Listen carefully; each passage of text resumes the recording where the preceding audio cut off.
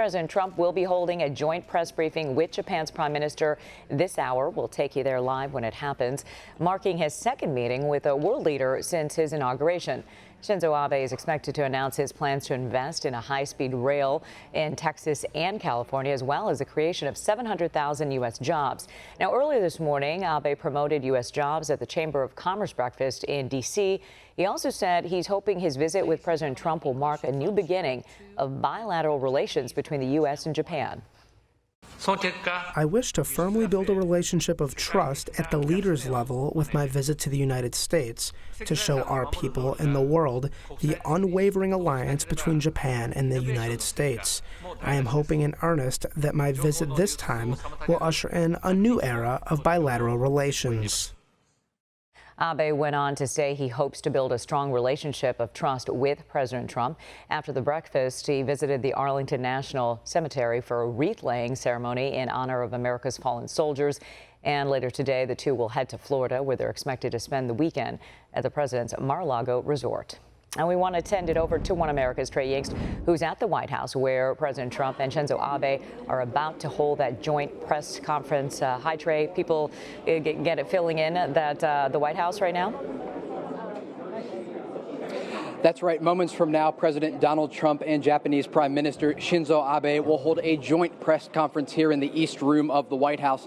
Now, you might remember that these two world leaders met actually back in November, on November 17th at Trump Tower in New York City. President Donald Trump inviting the Japanese Prime Minister, obviously, to his building there in New York to discuss a wide range of issues. Now, behind me here, you can see members of the Japanese delegation and also members of President Donald Trump's team here at the White House filing into the East Room, getting ready for this joint press conference. Now, a number of topics are likely to be discussed today here in Washington, D.C. Peace and stability in the Asia-Pacific region, also mutual threats such as North Korea, the relationship between the Japanese and the Chinese governments, and something very interesting we saw early this week, actually, the Secretary of Defense under the Trump administration, General James Mattis, actually traveled to Tokyo, meeting with his Japanese counterpart in the region to discuss some of these major topics. Now, obviously, the East China Sea has been something that has really taken over the news cycle over the past decade.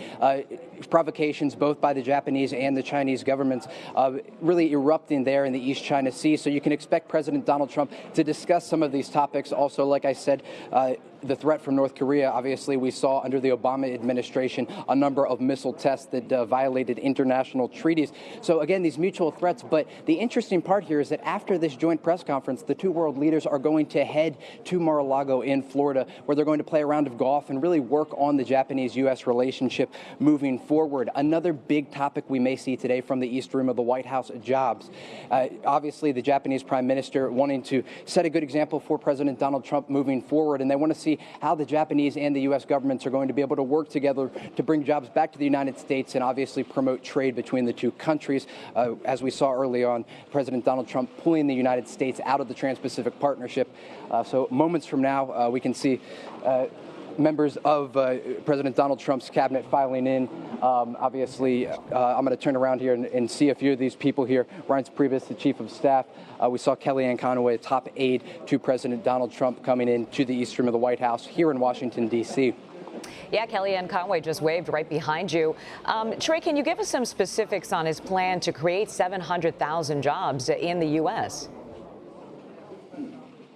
Yeah, that's right. So the Japanese Prime Minister is actually really coming to the White House here with a gift for President Donald Trump. They're going to be discussing how these jobs are going to come back to the United States. Under the Obama administration, we saw a number of jobs actually going from the U.S. abroad to places like China and Japan. So the Japanese Prime Minister coming here today to discuss where is there room for the U.S. to actually bring these jobs back to the United States and potentially opening up more trade opportunities for the two countries. So we're likely to see some more information about those jobs after this weekend is over and the two leaders get back from Mar-a-Lago in Florida. And as you said, they are going to Mar-a-Lago after this meeting at the joint press conference at the White House. So President Trump will be hosting Abe at his resort, and he feels like he can do more on U.S.-Japanese relations on the golf course than he can over lunch. Yeah, exactly. I think that's where the president feels most comfortable. And ultimately, you got to understand here that these two leaders are going to want to develop an alliance, a strong relationship between the United States and Japan. So we saw early on, right after the election was won by President-elect at the time, Donald Trump, he phoned Prime Minister Abe and said, look, I'd like you to come to New York City to Trump Tower so we can meet further. So we saw, obviously, some of President Trump's top aides there at that meeting. And then again, he's here today in Washington, D.C. at the White House. Obviously, counterparts of President Trump's administration meeting with the Japanese counterparts there. So they're going to be discussing a wide range of topics. But one second here, 2 minutes until the program's going to start, we just heard, and there's going to be a few more people filing in. We just saw Vice President Mike Pence and a number of others here in the East Room of the White House. All right, Trey, we'll let you go get your seat. Of course, in 2 minutes when that joint press conference starts, we'll take it to you live. Thank you. One America's Trey Inks reporting live from the White House.